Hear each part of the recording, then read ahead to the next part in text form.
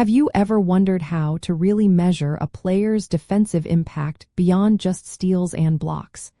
It is incredibly challenging to quantify the true value a player brings on defense. Defensive win shares, or DWS, is indeed a useful impact metric, but it is best viewed as a helpful estimation rather than a definitive, standalone measure of a player's defensive prowess. It provides a numerical representation of a player's defensive contributions to their team's overall wins, giving us a good starting point for evaluation. The core mechanism behind DWS is its reliance on a team's overall defensive performance. This metric estimates the number of wins a player contributes to their team specifically through their defense. It begins by calculating a player's defensive rating, which is an estimate of points allowed per 100 possessions while a player is on the court.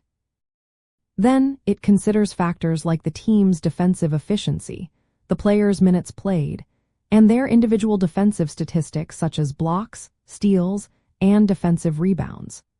It is important to understand that while DWS incorporates individual stats, its foundation is heavily tied to the collective defensive success of the entire team, making it a team-dependent statistic. So, how can you effectively use DWS? The best approach is to use it as an initial indicator, rather than the sole arbiter of defensive skill. For instance, a player with a high DWS number is likely playing on a good defensive team and contributing positively. However, it is crucial to cross-reference this with other metrics. Consider pairing it with defensive box plus-minus, which tries to isolate a player's defensive impact while on the court, or look at more granular data like contested shots or deflections when available. Always consider the player's role, the team's defensive scheme, and, importantly, combine statistical analysis with direct observation by watching games.